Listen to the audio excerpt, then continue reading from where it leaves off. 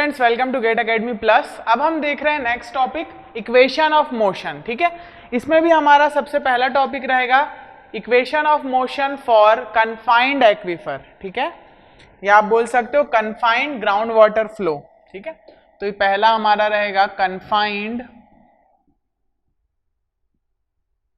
Ground water flow.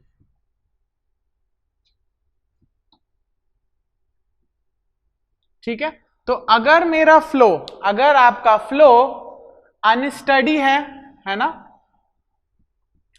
कैसा है, unsteady है, होमोजीनियस है ना, एक्वीफर कैसा है आपका, होमोजीनियस है और आइसोट्रोपिक है।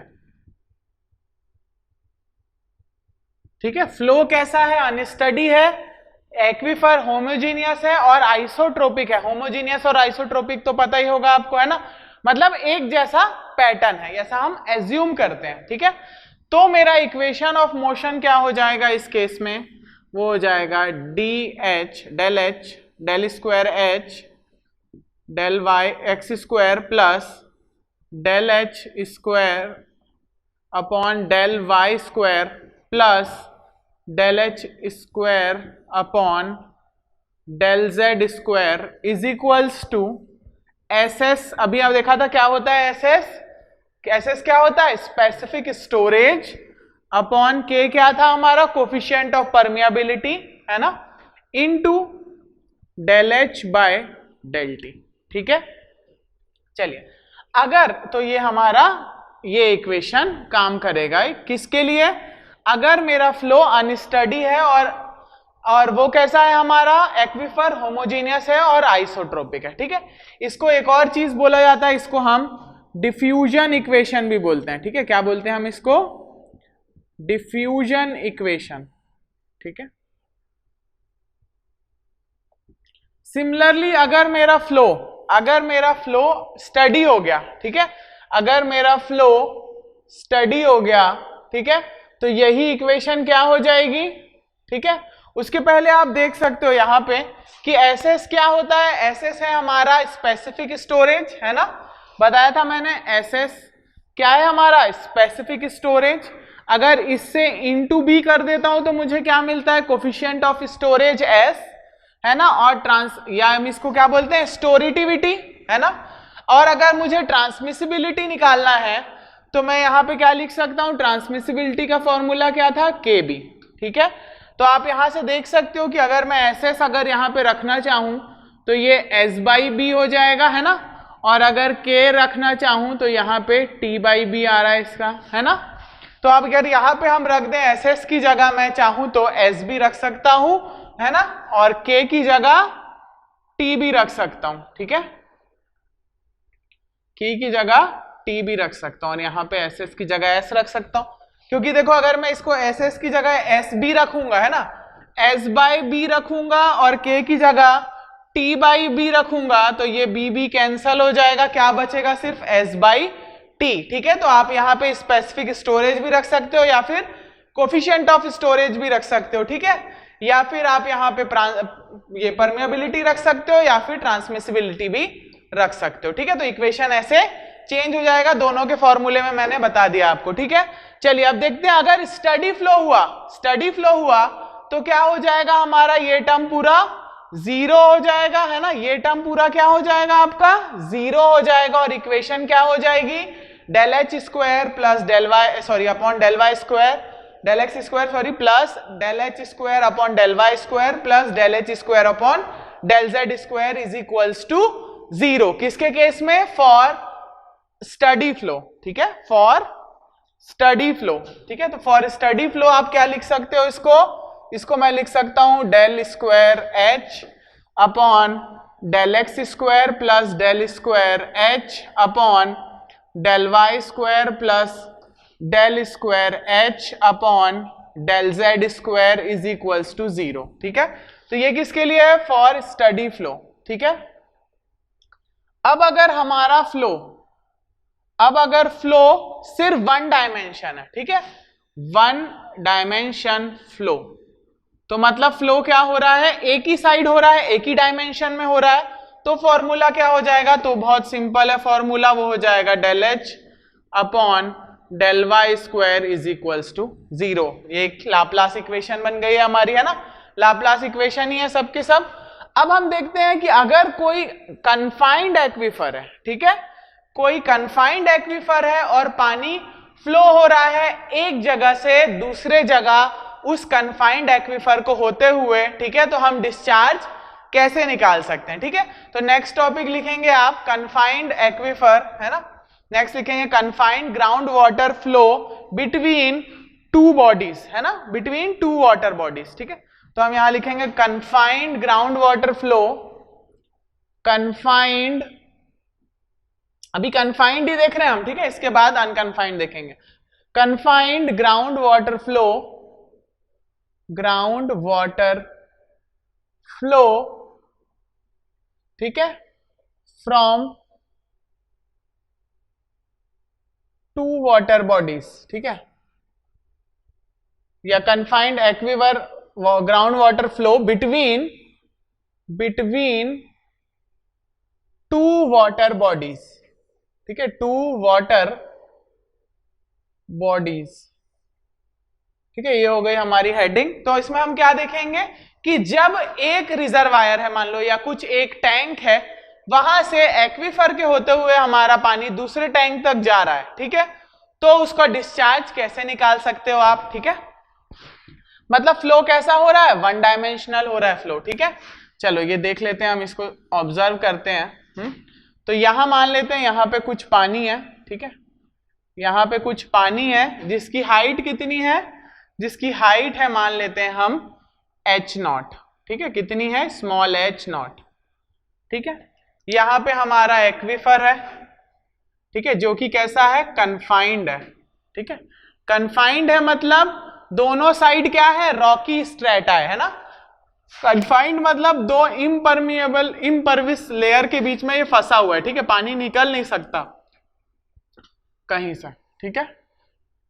तो ये हमारा एक्वीफर हो गया, ठीक है, और यहां पे एक और वाटर बॉडी है मान लेते हैं जिसमें पानी इतना कुछ है ना, जिसकी हाइट है h1, ठीक है, क्लियर है यहां तक, वहां की हाइट हमारी h0 है और यहां की हाइट हो गई हमारी h1, लिख देता हूं मैं यहां पे h1, ठीक है। L हो गया हमारा ये पूरा लेंथ ऑफ एक्वीफर क्या हो गया आपका, L हो गया पूरा, ठीक है, लेंथ ऑफ द एक्वीफर क्या हो गया, L हो गया, और ये हमारा क्या है, कन्फाइंड एक्वीफर। तो पिक्चर क्लियर है अभी तक क्या हो रहा है यहाँ पे, है ना। चलो तो यहाँ पे एक डायमेंशन फ्लो हो रहा है, पानी यहां से यहां जा रहा है, ठीक है, यहां से यहां जा रहा है ना, यहां से यहां जा रहा है, ठीक है, पानी यहां से यहां फ्लो हो रहा है एक एक्वीफर के मीडियम से, ठीक है। तो चलो यहाँ पे देखते हैं हम वन डायमेंशन फ्लो क्या होगा। तो वन डायमेंशन फ्लो का इक्वेशन क्या होता है, del H square upon del Y square is equals to 0, ठीक है। तो अगर मैं इसको ट्वाइस इंटीग्रेट करूंगा, है ना, दो बार अगर इंटीग्रेट करता हूं मैं इसको, तो मैं लिख सकता हूं H is equals to C1x plus C2, ऐसा लिख सकता हूं मैं, है ना, दो कांस्टेंट मिलेंगे आपको, इंटीग्रेट करोगे आप तो, ठीक है। चलो अब आगे देखते हैं। अब अगर मैं इसमें बाउंड्री कंडीशन लगा दूं, ठीक है, बाउंड्री कंडीशन क्या है, देखो ये x क्या था, x क्या है, लेंथ में हाइट कैसे वेरी कर रही है ना, x क्या हो गया, ये पूरा लेंथ हो गया x।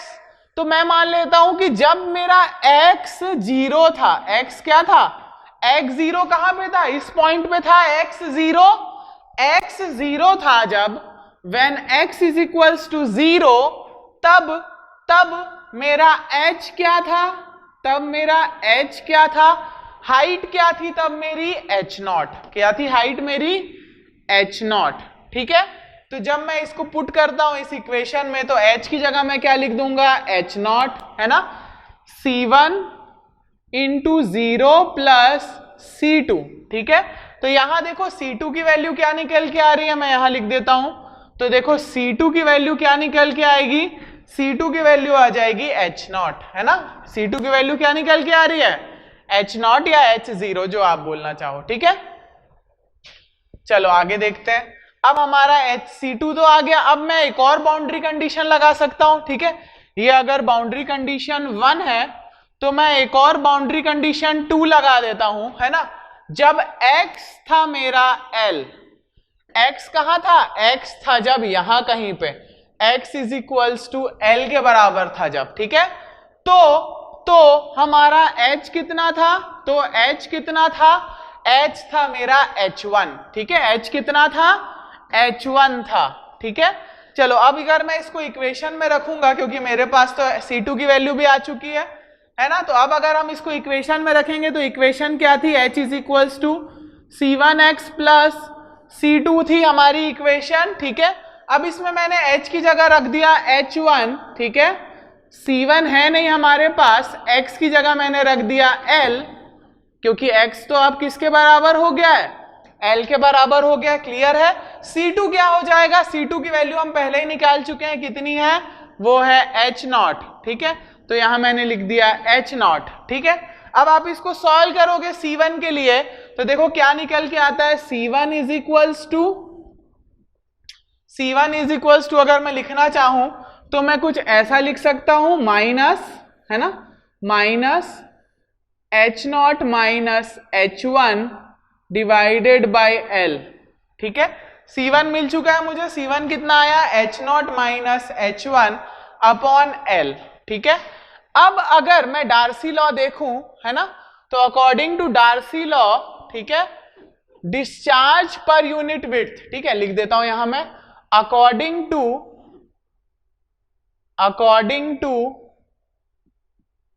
डार्सी लॉ,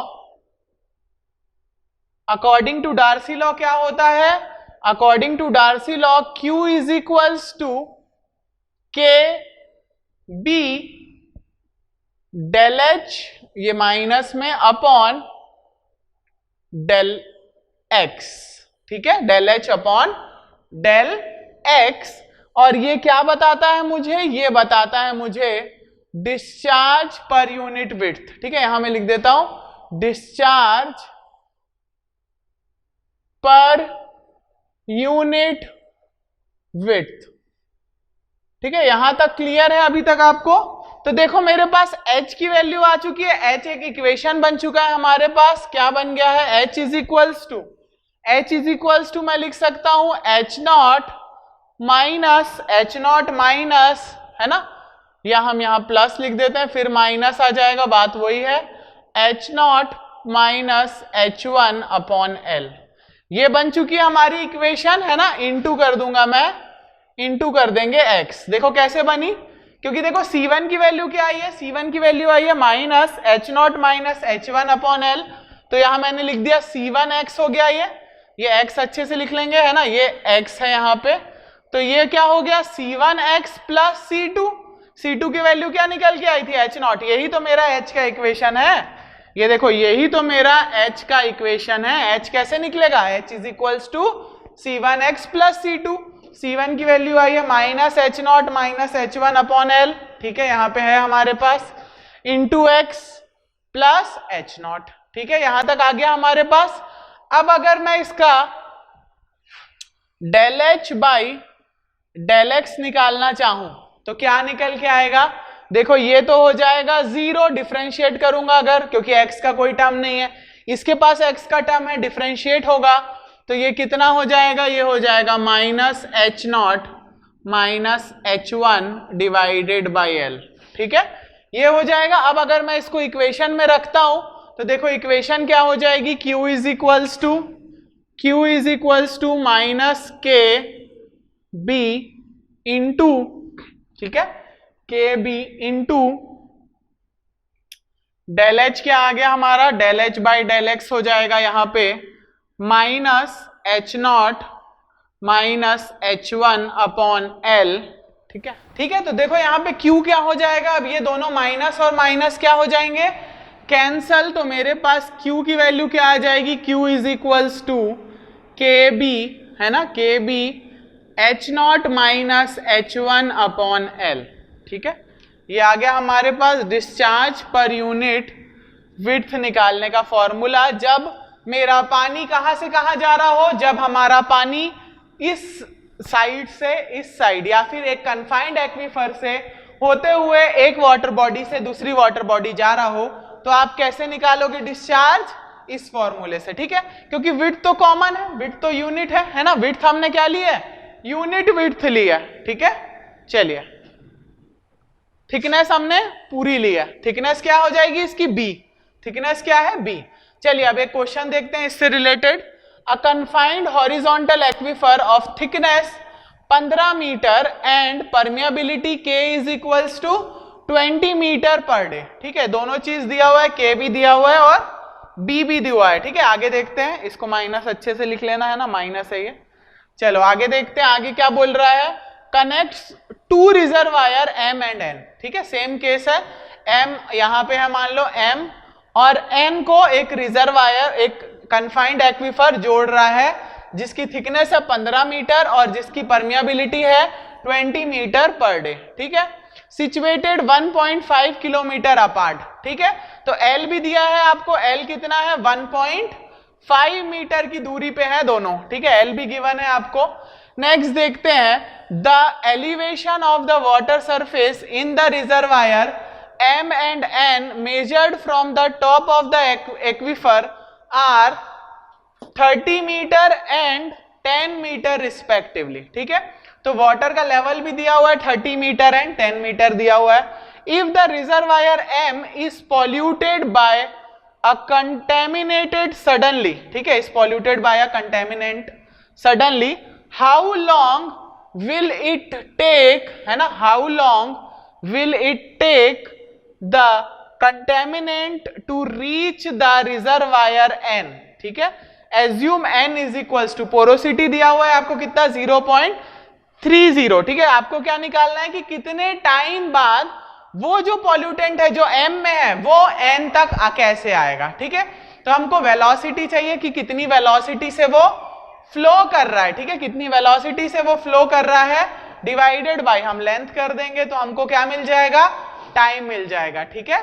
चलो यहां पे देखो, एक और चीज देखना है, ये कौन सी लेंथ दी हुई है? 30 और 10। देखो यहां पे लिखा है एलिवेशन, ये बहुत इंपॉर्टेंट पॉइंट है, the elevation of the water surface in the reservoir M and N measured from the top of the aquifer, ठीक है। तो ये टॉप ऑफ द एक्वीफर से मेजर हुआ है, तो एक्वीफर की थिकनेस भी ऐड हो जाएगी अगर हम इसको पूरा नीचे से ऐड करें तो, ठीक है। अब मैं एक डायग्राम बना के आपको ये क्वेश्चन सॉल्व करवाता हूं, ठीक है। चलिए तो पहले हम इस क्वेश्चन का डायग्राम बना लेते हैं, है ना। तो सबसे पहले क्या है, एक एक्वीफर दिया हुआ है मुझे, है ना, ये एक्वीफर दिया हुआ है आपको, ठीक है। एक्वीफर, ठीक है, कैसा एक्वीफर है? कन्फाइंड है, कितना लंबा है? थिकनेस कनेक्ट कितने में कर रहा है? 1.5 किलोमीटर, ठीक है। तो इसकी लेंथ कितनी है? लिख देते हैं हम 1500 मीटर,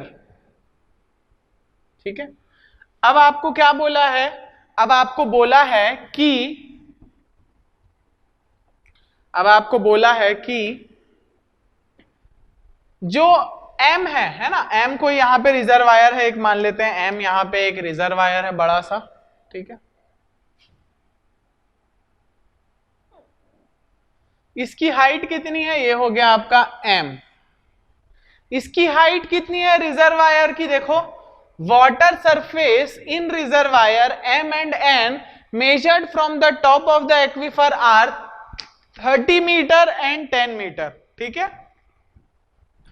तो ये जो डिस्टेंस आपको गिवन है, कहां से कहां तक का? यहां से लेके यहां तक का, तो ये कितना है आपका? 30 मीटर, ठीक है। और बाकी बचा हमारा एक्वीफर की थिकनेस कितनी है, तो ये भी आपको दी हुई है, कितनी है ये एक्वीफर की थिकनेस? ये आपको गिवन है 15, कितनी गिवन है? 15 मीटर, ठीक है। सिमिलरली यहां पे भी 15 मीटर, तो ये हो गया आपका एक्वीफर की थिकनेस, है ना, 15 मीटर। नेक्स्ट हमारे पास N कितना ऊपर है? N मेरा 10 मीटर ऊपर है, ठीक है। तो यहां पे मैं बना देता हूं N, जो कि कितना है? 10 मीटर ऊपर है, ठीक है, 10 मीटर। तो फॉर्मूले के अकॉर्डिंग आपका H नॉट कितना हो गया, H नॉट हो गया मेरा 30 है ना, H नॉट तो यहाँ का होता है अपस्ट्रीम हैंड का, तो ये हो गया देखो 30 plus 15 is equals to 45 metre. ठीक है, H नॉट आ गया मेरा। अब H1 कितना हो जाएगा उस साइड का, तो 10 प्लस 15 25, ठीक है, 10 प्लस 15 तो ये हो जाएगा 25 मीटर। ठीक है, H1 H नॉट आ गए। अब आपको पूछा क्या है, टाइम, तो मुझे डिस्चार्ज पर यूनिट विड्थ की जरूरत नहीं है, मुझे तो वेलोसिटी में भी काम हो जाएगा, है ना। तो मैं बोल सकता हूं कि gross velocity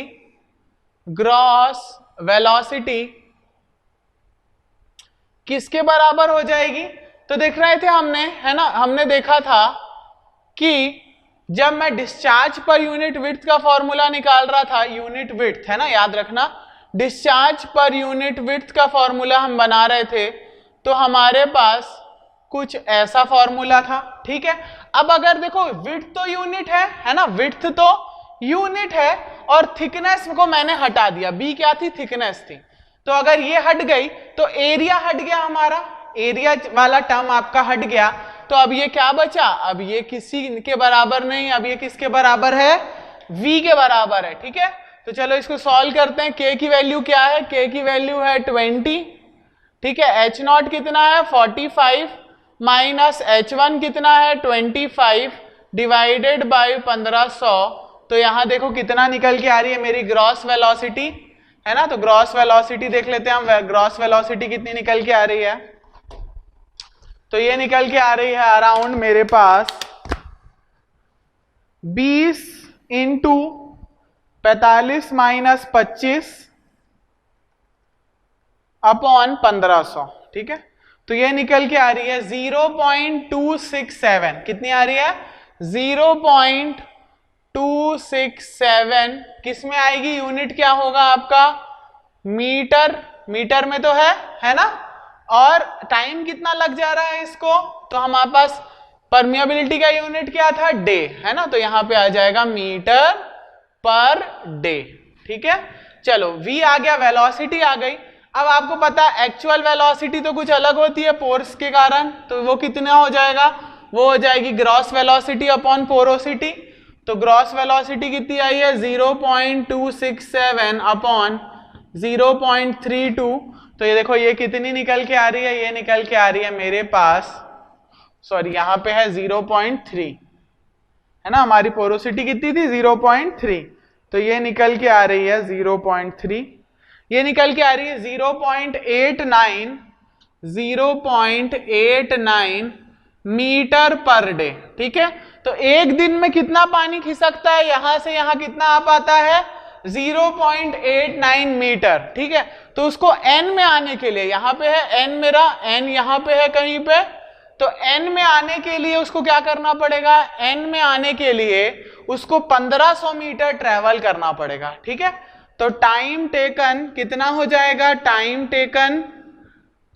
taken is equals to 1500 divided by 0.89। ठीक है, तो यहां देख लेते हैं हम कितने डेज आ रहा है, तो ये आ जाएगा आपका 1500 डिवाइडेड बाय 0.89, तो ये निकल के आ रहा है 1685। ठीक है, कितना आ रहा है 1685.39 डेज, 1685.39 है, सॉरी, है ना, 39 डेज। ठीक है, तो अप्रोक्सीमेटली आप इसको 365 से डिवाइड कर दो तो आपके पास ईयर्स में आ जाएगा, है ना। तो अगर हम इसको 365 से डिवाइड कर लेते हैं तो ये आ जाएगा डिवाइडेड बाय 365, तो ये आ जाएगा 4.6175 ईयर्स। ठीक है, तो उस कंटेमिनेंट को जाने में कितना लगेगा, 4.69 था ना, कितना था 6175 ईयर्स। ठीक है, इतने साल बाद वो वहां पे पहुंच पाएगा, 4 साल के बाद पहुंच पाएगा, जो पॉल्यूटेंट M में था वो N में आने के लिए। क्लियर है क्वेश्चन, सिंपल था एकदम, है ना। चलिए अब नेक्स्ट हम देखते हैं फॉर अनकन्फाइंड एक्वीफर।